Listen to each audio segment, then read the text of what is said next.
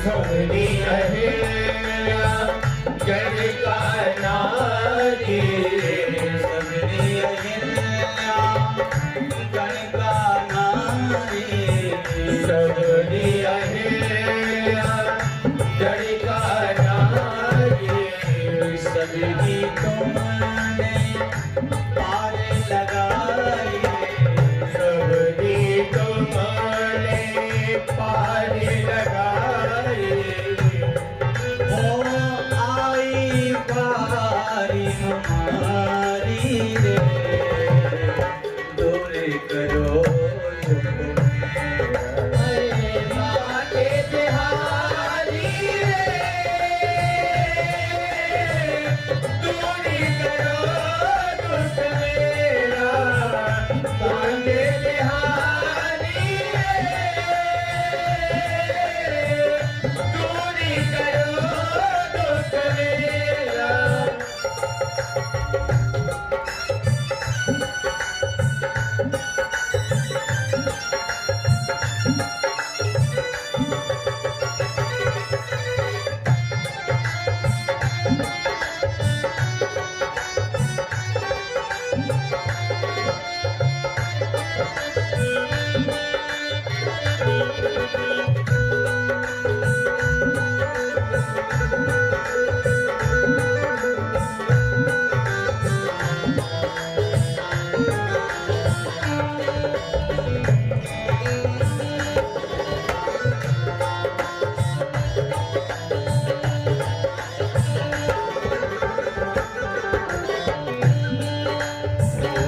मोरे मुकुट भी तांबर धारी मोरे मुकुट भी तांबर धारी मोरे मुकुट भी तांबर धारी मोरे मुकुट भी तांबर धारी संग में हो वृष पान दुलारी संग में हो वृष पान दुलारी मोहन गिरधारी रे दूर करो ताके बिहारी रे दूर करो दुख मेरा ताके बिहारी दूरी करो दुख मेरा कुंज बिहारी रे दूरी करो दूरी करो दूरी करो दुख मेरा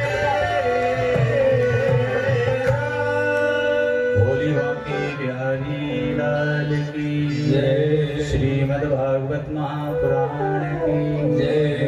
जैसे ही नारद जी महाराज ने स्मरण किया हृदय में देखा भगवान की दिव्य मूर्ति आंखें खोली तो मूर्ति गायब आकाशवाणी हुई नारद तुम मुझे इस जन्म में नहीं पा सकते हो लेकिन तुमने भगवान का और संतों का सत्संग किया है इसलिए तुम पुनः ब्रह्मा की गोदी से आपका जन्म हुआ। आज वही नारद ब्रह्मा की गोदी से हुए। कहते हैं व्यास जी महाराज आज मैं नारद बन गया। श्री नारद जी महाराज ने ब्रह्मा जी के द्वारा बताए हुए 4 श्लोकों की भागवत को आज श्री व्यास जी को सुनाई। उन्हीं 4 श्लोकों से श्री व्यास जी ने 18,000 श्लोक बनाए और 12 स्कंद बनाए और आज भागवत कथा का निर्माण किया। रचना करके श्री सूत जी महाराज कहते हैं कि श्री सुखदेव जी महाराज वन में चले गए तब करने लगे।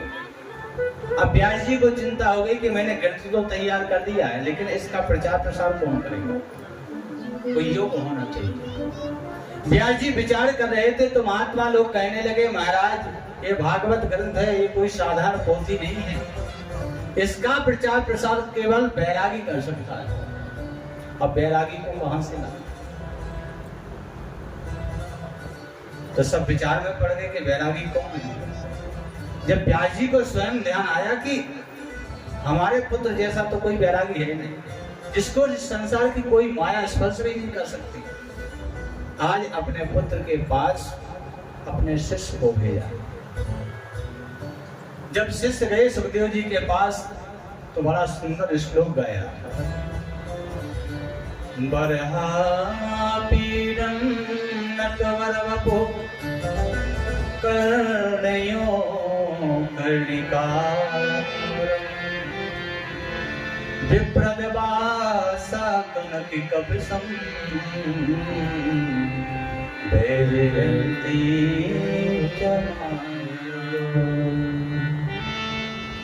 लेकिन सुखदेव जी महाराज समाधि में बैठे, इस लोक को सुनकर के आंखें तो खोली, लेकिन फिर से आंखें बंद कर ली। शिष्य आए व्यास जी के पास, महाराज तुम्हारे बेटे ने आंखें तो खोली थी, लेकिन फिर से आंखें बंद करके फिर से तप करने लगे। तब व्यास जी ने दूसरी बार शिष्यों को भगवान की करुणा जैसे श्लोक में वो श्लोक सुनाए।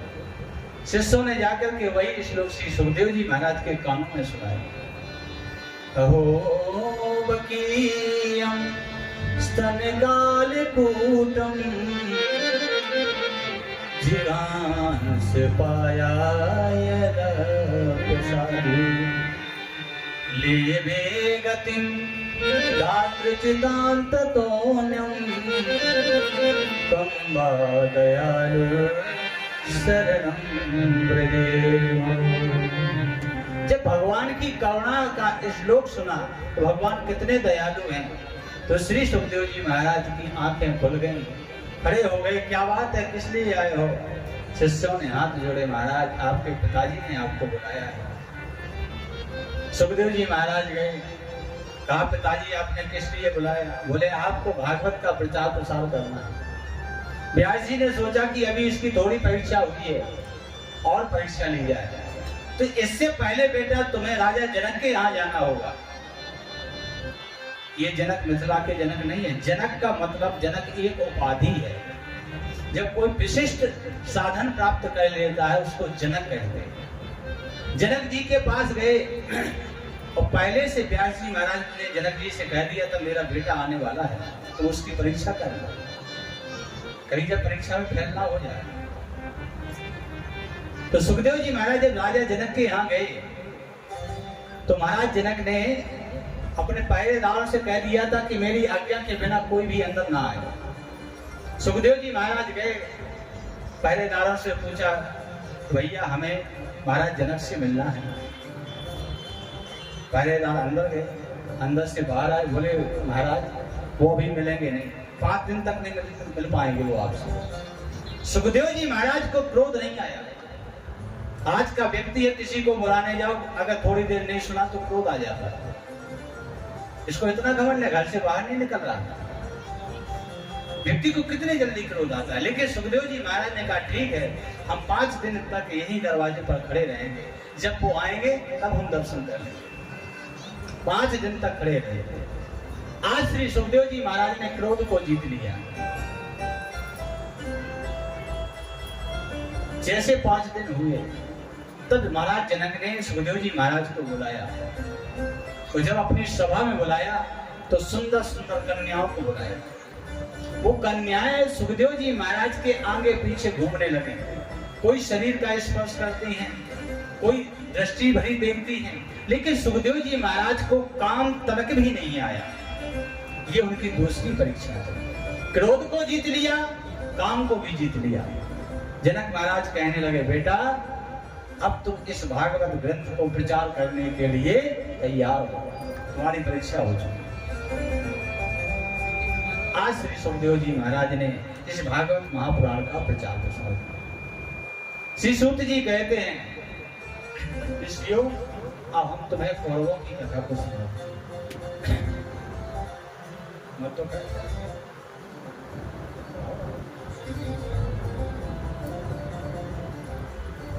आज श्री सूत जी महाराज कौरवों की कथा सुनाते हैं।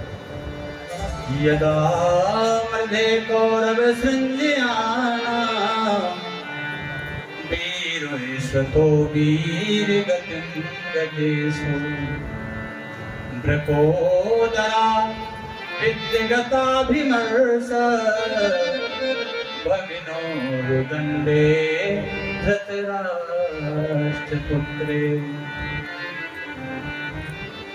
उस समय की बात है जब 100 कौरव मारे गए।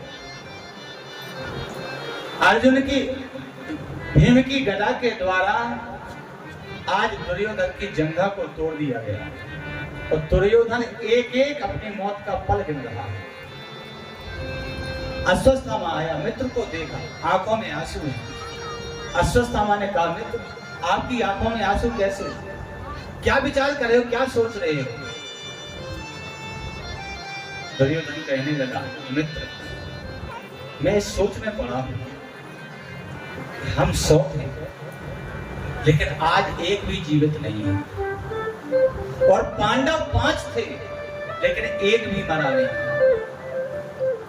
बस यही चिंता हमको जला रही है, क्या किया जाए? अश्वत्थामा कहने लगा, मित्र वही है जो विपत्ति में काम आए। आपने जो कहा कि हम 100 थे एक भी नहीं बचा, पांडव 5 थे लेकिन एक भी नहीं मरा। हम प्रतिज्ञा करते हैं मित्र कि आज एक नहीं, हम 5 के सिर आपके कदमों में रख देंगे। दुर्योधन कहने लगा, 5 की बात छोड़ो, एक पांडव को सिर अगर मेरे सामने रख दोगे तो मुझे संतुष्टि हो जाएगी। अश्वत्थामा ने कहा, आज्ञा करिए मित्र। आज अश्वत्थामा आया, इधर विजय की रात्रि मना रहे हैं माधव पांडवों के साथ।